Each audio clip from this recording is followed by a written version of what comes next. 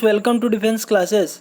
दोस्तों मैं बता दूं, आज जो है 8 सितंबर 2020 है। 8 और 7 दोनों दिन का मिला करके मैं करंट अफेयर के वीडियो मैं छोटी सी वीडियो के माध्यम से आपको अपलोड किया हूं। तो देखिए दोस्तों, और वीडियो के लास्ट तक बने रहिए। हो सकता है इस वीडियो का लास्ट क्वेश्चन ये आपके एग्जाम का क्वेश्चन क्यों ना बन जाए। तो देखते हैं जो कि मोस्ट इंपॉर्टेंट कौन से क्वेश्चन हमारे न्यूज़ में बनते हैं और जो कि एग्जाम रिव्यू के लिए इंपॉर्टेंट है। और साथ ही साथ आपको इस वीडियो का पीडीएफ दे दी जाएगी लिंक में, आप डिस्क्रिप्शन बॉक्स से जा करके आप डाउनलोड कर सकते हैं। तो देखते हैं कि जो हमारी फर्स्ट वाली ये क्वेश्चंस क्या है दोस्तों। तो फ्रांस के पियरे गैसली ने 2020 का इटालियन ग्रैंड प्रिक्स खिताब जीत लिया है। तो आपके लिए मोस्ट इंपॉर्टेंट कौन सा बनता है दोस्तों, तो ये फ्रांस के हैं और ये नेम मोस्ट इंपॉर्टेंट बनता है। कौन नेम जो है पियरे गैसली, ठीक है, पियरे गैसली। और ये कहाँ से बिलोंग करते हैं, तो फ्रांस से। और ये इटालियन ग्रैंड प्रिक्स खिताब जो है जीत लिए हैं। तो ऐसे सिंपली आपको याद रखना है, यहाँ से क्वेश्चंस आपको डायरेक्टली बनाए जा सकते हैं। और इसके बाद मैं बता दूं तो फ्रांस की कैपिटल और करेंसी आप बता दीजिए, अगर आपको याद है तो कमेंट बॉक्स में टाइप कीजिए। देखिए फ्रांस की जो कैपिटल होती है दोस्तों पेरिस होती है, और वहाँ पे करेंसी क्या चलती है, तो वहाँ पे करेंसी जो है यूरो चलती है दोस्तों। और साथ ही साथ अगर आप फ्रांस के कुछ मिलिट्री की साइज बता दें तो ज़्यादा बेटर रहेगा। देखिए मैं बता रहा हूँ, देखिए शक्ति है और एक वरुण और गरुण, आपको वन लाइनर में याद रखना है। शक्ति वरुण गरुण, जो कि इंडिया और फ्रांस के साथ जो मिलिट्री की साइजें चलती है, शक्ति वरुण गरुण। और फ्रांस की कैपिटल पेरिस है और वहाँ पे करेंसी यूरो चलती है। इसके बाद मैं बता दूं दोस्तों, यहाँ पे देखिए देखने को आपको मिल रहा है कि एक चीज़ और मैं बता दूं तो OECD, आप सुने होंगे OECD, और जो यूनेस्को है, ठीक है, यूनेस्को, इन दोनों का जो हेड क्वार्टर है दोस्तों, इन दोनों का हेड क्वार्टर फ्रांस में है। कहाँ पे है, फ्रांस में ही लोकेटेड है। और एक चीज़ मैं बता दूं मोस्ट इम्पोर्टेंट है आपके लिए, कि फ्रांस के स्पेस एजेंसी का नाम क्या है। कई बार एग्जाम में पूछा जा चुका है ये वाला, तो मैं इसलिए बता रहा हूँ कि फ्रांस की स्पेस एजेंसी CNES क्या है दोस्तों, CNES is news space agency of France. And मैं बात करूं तो 2023 के रग्बी जो वर्ल्ड कप होने वाला है, 2023 के रग्बी वर्ल्ड कप, रग्बी किस गेम से रिलेटेड है, तो फुटबॉल से रिलेटेड है, ये भी आप याद रखिएगा। तो जो 2023 के जो रग्बी वर्ल्ड कप होने वाला है वो फ्रांस होस्ट करेगा। कौन सा देश होस्ट करेगा दोस्तों, फ्रांस। तो फ्रांस से रिलेटेड जितने सारे मैंने जो भी क्वेश्चंस बताए उसको मैं एक बार रिवाइज करता हूँ। फ्रांस की कैपिटल पेरिस और करेंसी यूरो चलती है। इसके बाद OECD और यूनेस्को की जो हेडक्वार्टर्स फ्रांस में है। फ्रांस की जो स्पेस एजेंसी है वो CNES है। और 2023 के जो रग्बी वर्ल्ड कप होने वाला है वो फ्रांस होस्ट करेगा। कौन सी कंट्री, फ्रांस होस्ट करेगा। और फ्रांस की जो मिलिट्री से चाहिए अपने देश के साथ जो चलती है वो है शक्ति वरुण गरुण, ठीक है। अगर आपको याद हो गया तो देखिए हम नेक्स्ट की तरफ चलते हैं। देखिए और एक चीज़ मैं आपको बता दूं, यहाँ इटालियन आया है। कौन सा ग्रैंड प्रिक्स है ये, तो ये इटालियन ग्रैंड प्रिक्स में जो पियरे गैसली ने जीते हैं, तो ये भी याद रखना है कौन से ग्रैंड प्रिक्स में। इसके बाद देखिए इटली की मैं बात करूं तो इटली की जो कैपिटल कहाँ होती है, इटली की कैपिटल रोम है। कहाँ है दोस्तों, रोम। और वहाँ पे करेंसी जो है यूरो चलती है। कहाँ चलती है, देखिए फ्रांस का भी यूरो है करेंसी और इटली का भी यूरो है, दोनों का याद रखना है। और इटली में ही जो कि 2021 का G20 समिट होने वाला है, जो 16th यानी कि 16वां जो होने वाला है G20 का समिट, वो इटली में होने वाला है। और देखिए G20 आ गया, तो इससे रिलेटेड मैं एक इम्पोर्टेंट आपको क्वेश्चन बता रहा हूँ कि जो 2022 का होने वाला है, 2021 2022 वाला जो होने वाला है वो आपका प्यारा भारत में होने वाला है, ठीक है। तो 2021 वाला आपको मैं यहाँ से कनेक्ट कर रहा हूँ, इटली में होने वाला है। और इटली की कैपिटल रोम है, वहाँ पे करेंसी यूरो चलती है।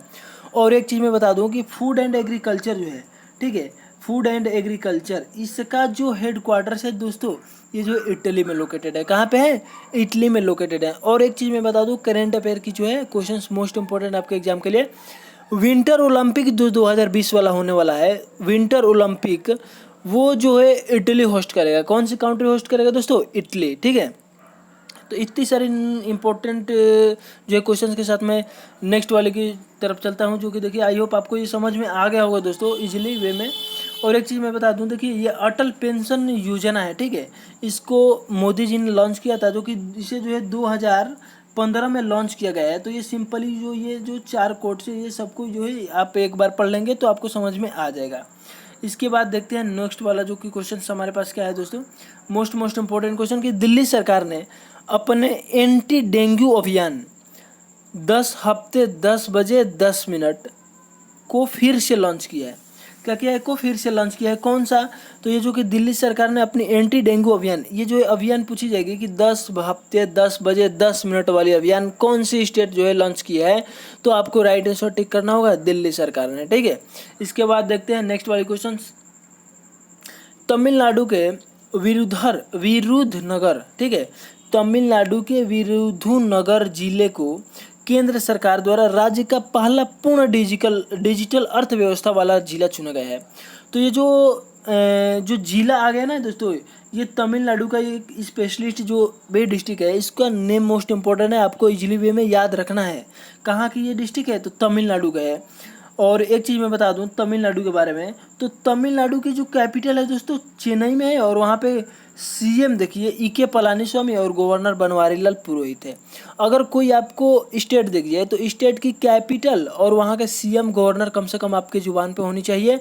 और साथ ही साथ जो भी स्टेट दिख रही है ना, अगर इसकी नेशनल पार्क और वाइल्ड लाइफ सेंचुरी वगैरह आप जो है इसके साथ साथ जो है आप सर्च करके मतलब कि याद करते चले ना, तो ज़्यादा बेटर होगा आपके लिए।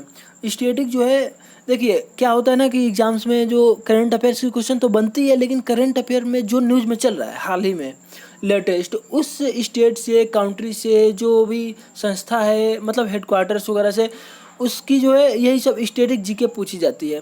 तो फिर आई होप आपको ये समझ में आ गया होगा दोस्तों। तो फिर नेक्स्ट वाले क्वेश्चन की तरफ चलते हैं, जो कि हमारा मोस्ट इंपॉर्टेंट है। ये भी देखिए, कह रहा है कि सामाजिक न्याय अधिकारिता मंत्री थावर चंद गहलोत ने, सामाजिक न्याय और अधिकारिता मंत्री पूछी जाएगी कौन है, तो थावर चंद गहलोत। ठीक है, इन्होंने क्या किया है, तो 24/7 टोल फ्री मानसिक स्वास्थ्य पुनर्वास हेल्पलाइन किरण का शुभारंभ करेंगे। ठीक है, तो ये कौन करेंगे दोस्तों? तो सामाजिक न्याय और अधिकारिता मंत्री थावर चंद गहलोत, सिंपल वे में याद रखिएगा। इसके बाद देखिए मोस्ट इंपॉर्टेंट क्वेश्चन से भी कि वाणिज्य और उद्योग मंत्रालय के business reform action plan BRAP 2019 ranking के अनुसार राज्यों और केंद्र शासित प्रदेशों की ease of doing business ranking में आंध्र प्रदेश शीर्ष पर है। देखिए, जो स्टेट टॉप करता है ना, उसका नेम आपको इंपॉर्टेंट याद रखना है, और उस स्टेट की कैपिटल और जो है सीएम और गवर्नर आपको सिंपल वे में याद रखना है एक लाइन में। तो ये कौन सा स्टेट है जो ease of doing business ranking है जो 2019 वाली, इसमें कौन सा स्टेट टॉप किया है? तो ये आंध्र प्रदेश टॉप किया है। और आंध्र प्रदेश के बारे में मैं बता दूं, तो आंध्र प्रदेश की देखिए जहाँ पे गवर्नर सॉरी यहाँ पे सीएम कौन है दोस्तों, तो आंध्र प्रदेश के सीएम YS जगनमोहन रेड्डी हैं। और वहाँ पे गवर्नर की बात करें तो गवर्नर जो कि बिश्व भूषण हरिचंदन है। कौन है? बिश्व भूषण हरिचंदन। आपको याद रखना है ये जो है ये वाली आंध्र प्रदेश से रिलेटेड न्यूज। इसके बाद देखते हैं मोस्ट इंपॉर्टेंट, और एक चीज़ मैं बता दूं, यहाँ पे देखिए टॉप 10 का लिस्ट मैं दे रहा हूँ, आपको याद रखना है। ठीक है, देखिए आंध्र प्रदेश, उत्तर प्रदेश, तेलंगाना, आंध्र प्रदेश, उत्तर प्रदेश, तेलंगाना, MP, झारखंड, छत्तीसगढ़, हिमाचल प्रदेश, राजस्थान, वेस्ट बंगाल और गुजरात।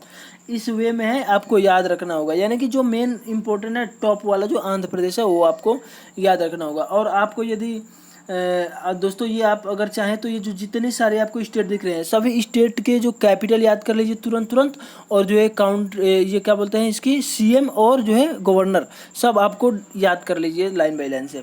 देखिए हिंदी में भी मैं दे दिया हूँ, आपको जो है स्क्रीनशॉट ले सकते हैं।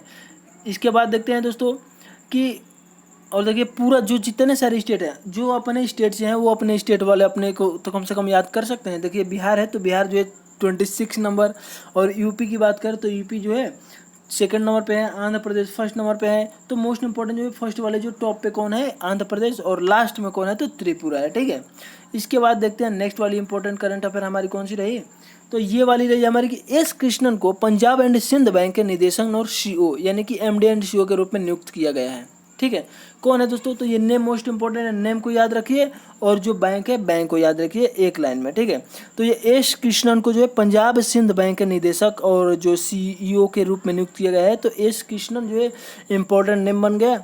और जो है मैं बता दूं तो इस बैंक का हेडक्वार्टर्स की बात करें तो इस बैंक का हेडक्वार्टर जो कि न्यू दिल्ली में लोकेटेड है। कहाँ पे? न्यू दिल्ली में। और टैगलाइन की बात करें तो टैगलाइन है इस बैंक का, where service is the way of life. क्या है दोस्तों? Where service is the way of life. इसके बाद देखते हैं नेक्स्ट वाली इंपॉर्टेंट करंट अफेयर हमारी कौन सी है दोस्तों। इसके बाद वाला करंट अफेयर हमारा है कि बैंक बोर्ड ब्यूरो यानी कि बैंक बोर्ड ब्यूरो ने दिनेश कुमार खर्रा को भारतीय स्टेट बैंक का अगला अध्यक्ष बनाने का सिफारिश की है। ये कौन है दोस्तों? तो जो कि बैंक ऑफ ब्यूरो ने किया है और नेम इम्पोर्टेंट बनता है, दिनेश कुमार खर्रा को भारतीय स्टेट बैंक का जो अध्यक्ष हैं इनको जो है मतलब सिफारिश किया गया है, तो इनको ही अध्यक्ष बनाया जाता है। ठीक है, तो ये बनाया जाएगा अध्यक्ष, तो आपको नेम इंपॉर्टेंट है। देखिए, और एसबीआई की बात की जा रही है तो इम्पोर्टेंट नहीं है दोस्तों, ये जो कि याद रखना है आपको दिनेश कुमार खर्रा को अध्यक्ष बनाया जा रहा है एसबीआई की हेडक्वार्टर्स की बात करें तो इसकी एसबीआई की हेडक्वार्टर जो कि मुंबई महाराष्ट्र में लोकेटेड है। ठीक है, आई होप ये वाली न्यूज़ आपको समझ में आ गई होगी दोस्तों। तो इसके बाद नेक्स्ट वाली न्यूज़ की तरफ चलते हैं हम, जो कि मोस्ट इंपॉर्टेंट है हमारी। ऑटो डीलर निकाय federation of automobile dealers association यानी कि एफएडीए की फुल फॉर्म आप याद रखिएगा, the federation of automobile dealers association ने वेंकसी गुलाटी को 2020-22 की अवधि के लिए अपने 35वें अध्यक्ष के रूप में नियुक्त करने की घोषणा की है। तो देखिए, जो ये एफएडीए हैं इसके जो 35वें यानी 35th जो अध्यक्ष के रूप में नियुक्त किया जा रहा है किसको? तो वेंकेश गुलाटी नेम इंपॉर्टेंट है, आपको याद रखना होगा। इसके बाद देखते हैं नेक्स्ट वाली न्यूज हमारी कौन सी रही कि सिटी यूनियन बैंक CUB ने नए ग्राहकों को डिजिटल रूप में बचत खाता खोलने की सुविधा के लिए वीडियो KYC किया है। देखिए, अपने इंडिया में क्या होता है ना दोस्तों कि कुछ ऐसे पर्सन है जो अपने इंडिया में है ही नहीं, मतलब वो है ही नहीं और उनके नाम से ट्रांजेक्शन होते रहते हैं।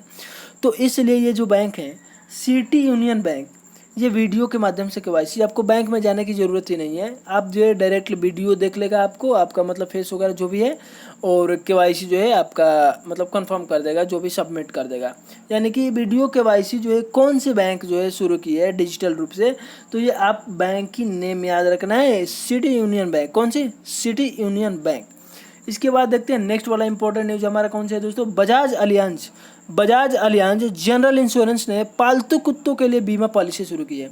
तो ये जो भी ये इंश्योरेंस है पालतू कुत्ता के लिए जो पॉलिसी शुरू की है, इस इंश्योरेंस का नेम इंपॉर्टेंट है, वन लाइन में याद रखिएगा, बजाज अलियांज जनरल इंश्योरेंस। इसके बाद देखते हैं नेक्स्ट वाला हमारा, पेटीएम पेमेंट्स बैंक ने आधार सक्षम भुगतान प्रणाली सेवा AEPS शुरू की है।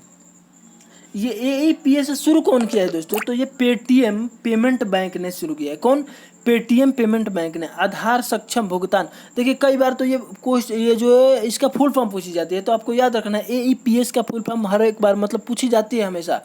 तो आधार इनेबल पेमेंट सिस्टम ये पूछी जा सकती है, आपको याद रखना है, आधार इनेबल पेमेंट सिस्टम सर्विस। ऐसे ही देखिए, मैं बता रहा हूँ कुछ जो कि इम्पोर्टेंट है, उसका आपको फुल फॉर्म याद रखना होगा। ठीक है, देखिए AEPS का तो मैंने बता दिया, आधार इनेबल पेमेंट सिस्टम सर्विस। और UPI की बात करें, UPI का फुल फॉर्म होता है दोस्तों यूनिफाइड पेमेंट इंटरफेस। क्या होता है? Unified payment interface. इसके बाद नेफ्ट की फुल फॉर्म बताइए। नेफ्ट मोस्ट इंपॉर्टेंट है, ये जो SSC में कई बार क्वेश्चन पूछी गई है।